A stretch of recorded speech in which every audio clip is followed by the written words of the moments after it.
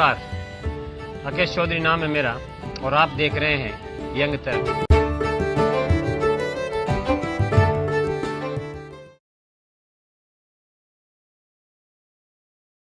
नमस्कार, मैं हूं राकेश चौधरी और आप देख रहे हैं आपका अपना फेवरेट शो जिसका नाम है राकेश की रिपोर्ट यंग तरंग सच की आवाज़ पर।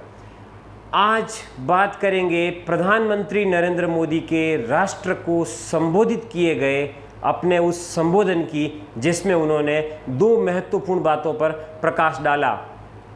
हम उन दो बातों के बारे में बात नहीं करेंगे, हम प्रधानमंत्री नरेंद्र मोदी के इस संबोधन का पॉलिटिकल एनालिसिस करेंगे और आपको बताएंगे कि क्यों प्रधानमंत्री नरेंद्र मोदी अचानक 42 दिन बाद देश की जनता के सामने आते हैं और दो प्रमुख बड़ी घोषणाएं करते हैं।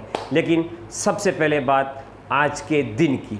दिन में दोपहर 2 बजे पीएमओ के ट्विटर हैंडल से एक ट्वीट आता है और उस ट्वीट में कहा जाता है कि प्रधानमंत्री नरेंद्र मोदी आज शाम 5 बजे राष्ट्र को संबोधित करेंगे। और उसके बाद सोशल मीडिया, घर, दफ्तर, दुकान, बड़ी बड़ी स्थानों पर यह सुगबुगाहट शुरू हो जाती है कि अब देश के प्रधानमंत्री क्या कहेंगे। और ठीक शाम 5 बजे देश के प्रधानमंत्री देश के समक्ष आते हैं, 32 मिनट तक अपनी बात रखते हैं और दो बड़ी बातों का जिक्र करते हैं। नंबर 1 बात, देश में वैक्सीनेशन का प्रोग्राम 16 जनवरी से चल रहा है।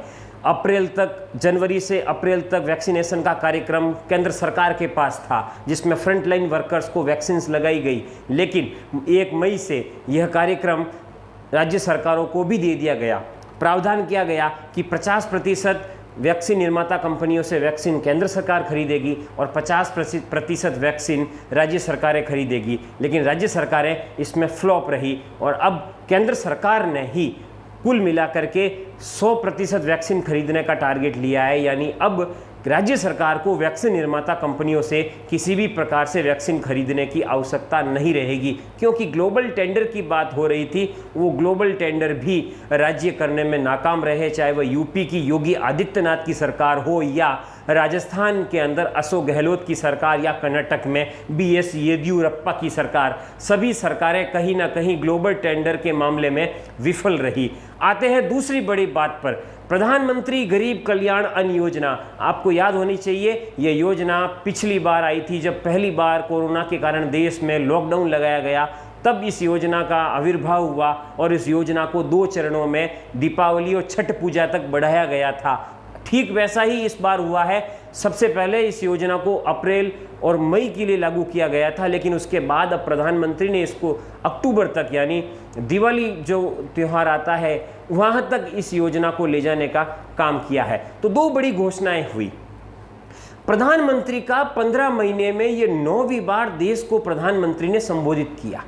अंतिम बार प्रधानमंत्री ने 20 अप्रैल को संबोधित किया था और उसमें उन्होंने कोरोना के खिलाफ जंग में देश की जो दूसरी लहर आई थी उसके अंतर्गत देश के अंदर देशवासियों को संबोधित किया था। और कोरोना के कारण जो लॉकडाउन किया जाता है, उस लॉकडाउन को एक अंतिम हथियार के रूप में इस्तेमाल करने की नसीहत भी प्रधानमंत्री ने राज्यों को दी थी। लेकिन अब 42 दिन बाद गंगा और यमुना में बहुत सारा पानी बह चुका है और गंगा यमुना में पानी बहने का एक बहुत बड़ा कारण है उसके पीछे। गंगा और यमुना में बहते हुए पानी के बाद उसके बीच के उसके दरमियान बहुत बड़ी घटनाएं घटित हुई है। देश के अंदर बहुत सारी मौतें कोरोना के कारण सेकंड वेव में हुई। इस वेव में युवाओं को बहुत ज़्यादा हानि पहुंची। इस वेव के कारण देश में ऑक्सीजन की किल्लत हुई, इंजेक्शंस की किल्लत हुई, आईसीयू बेड की कमी हुई, कोविड अस्पतालों को बनाया गया। तमाम प्रयास सरकारों ने भी किए। हमने पहली बार रेल को ऑक्सीजन लाते हुए देखा, हमने पहली बार इंडस्ट्रियल ऑक्सीजन को मेडिकल ऑक्सीजन में काम में लेते हुए भी देखा। तमाम चीज़ें हमने देखी। लेकिन सबसे इम्पोर्टेंट और सबसे महत्वपूर्ण जो बात है इस पूरे अभियान के दौरान, वो थी गंगा नदी में बहते हुए लाशें, और जिसका बहुत बड़ा इम्पैक्ट विदेशी मीडिया पर भी पड़ा, क्योंकि विदेशी मीडिया ने भी प्रधानमंत्री मोदी की आलोचना में बहुत सारी तीखी टिप्पणियां अपनी संपादकीय पृष्ठों पर की या अपनी मुख्य हेडलाइंस में की, जो कहीं ना कहीं भारत की साख को दांव पर लगाने जैसा कार्य था। अब प्रधानमंत्री नरेंद्र मोदी लगे इसी साख को डैमेज कंट्रोल करने में। जो हुआ जो हो गया उसको भूल जाओ और अब एक नए तरीके से इस देश के अंदर लोगों का जो जनमत है उसको साधने में जुट गए। होता क्या है, सबसे पहले संघ लेवल पर एक मीटिंग होती है और उस मीटिंग में मोहन भागवत जो कि आरएसएस के प्रमुख है, आरएसएस के सह कार्यवाहक दत्तात्रेय होस बोले बहुत बड़े स्तर पर मीटिंग करते हैं। दिल्ली में ये मीटिंग होती है जिसमें प्रधानमंत्री नरेंद्र मोदी, गृह मंत्री अमित शाह और जेपी नड्डा जो कि भारतीय जनता पार्टी के राष्ट्रीय अध्यक्ष है और संगठन महामंत्री जो कि राष्ट्रीय संगठन महामंत्री है BL संतोष, वो भी इसके अंदर शामिल होते हैं। और एक बहुत बड़े लेवल पर एक रणनीति बनती है कि इमेज को सुधारना। 56 इंच का सीना, 56 इंच की छाती वाले PM किस प्रकार से एक बौने कद के साबित हो गए, क्यों कोरोना महामारी के आगे PM मोदी की जो छवि है उसको नुकसान पहुंचा, ये हम सभी लोग जानते हैं। यही डैमेज कंट्रोल की कवायद है कि प्रधानमंत्री नरेंद्र मोदी अब फ्रंट फुट पर आकर के खेलने की बात कर रहे हैं। वैक्सीनेशन प्रोग्राम के अंदर जो खामियां थी उसका ठीकरा भी उन्होंने राज्य सरकारों पर फोड़ा। उन्होंने कहा कि राज्य सरकारों का ये आरोप था कि क्यों केंद्र सरकार हर एक विषय पर अपनी ही मनमानी करती है, क्यों राज्यों को इसका लाभ, क्यों राज्यों को इसको बीच में नहीं आने देती। इस बार राज्यों के हाथों में ये मामला पड़ा, लेकिन कहीं ना कहीं राज्य भी ग्लोबल टेंडर निकालने में विफल रहे, कहीं ना कहीं राज्य भी वैक्सीन को खरीद नहीं पाए क्योंकि कहीं ना कहीं बजट जो था वो राज्यों के पास इतना नहीं था।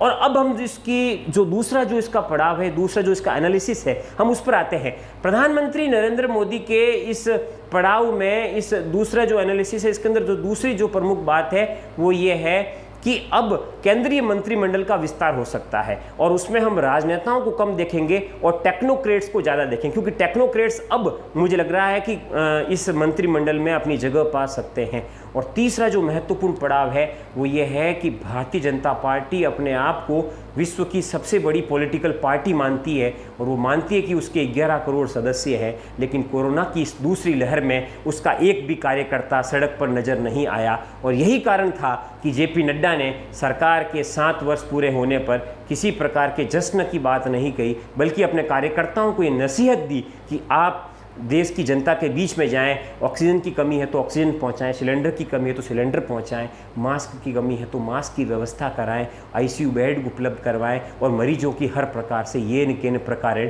मदद करें। तो ये था PM मोदी की आज के संबोधन का एनालिसिस, जिसका ओवरऑल अगर देखा जाए तो कंक्लूजन ये है कि कहीं ना कहीं अब सरकार फ्रंट फुट पर आकर के, क्रिकेट की भाषा में बोले तो फ्रंट फुट पर आकर के प्रधानमंत्री नरेंद्र मोदी ओपनिंग बैट्समैन के रूप में बैटिंग कर रहे हैं। तो देखना ये बड़ा दिलचस्प होगा कि क्या 2022 में जब यूपी में विधानसभा चुनाव होंगे, गोवा, पंजाब, उत्तराखंड और गुजरात के अंदर जो विधानसभा चुनाव होने हैं, इसके ऊपर इसका कितना प्रभाव पड़ता है, क्योंकि पंजाब को छोड़कर बाकी 4 राज्यों में भारतीय जनता पार्टी की सरकारें हैं और उसमें सबसे बड़ा राज्य है उत्तर प्रदेश, जहां पर अभी वर्तमान में योगी आदित्यनाथ की सरकार है। तो कभी आएंगे आपको बताएंगे कि क्यों यूपी में भी अब उठापटक चल रही है। तो तमाम बड़ी खबरों के लिए आप बने रहिए यंग तरंग सच की आवाज़ के साथ। चैनल को लाइक, शेयर और सब्सक्राइब जरूर करें। साथ ही साथ वीडियो कैसा लगा फीडबैक कमेंट बॉक्स में जरूर दें। धन्यवाद।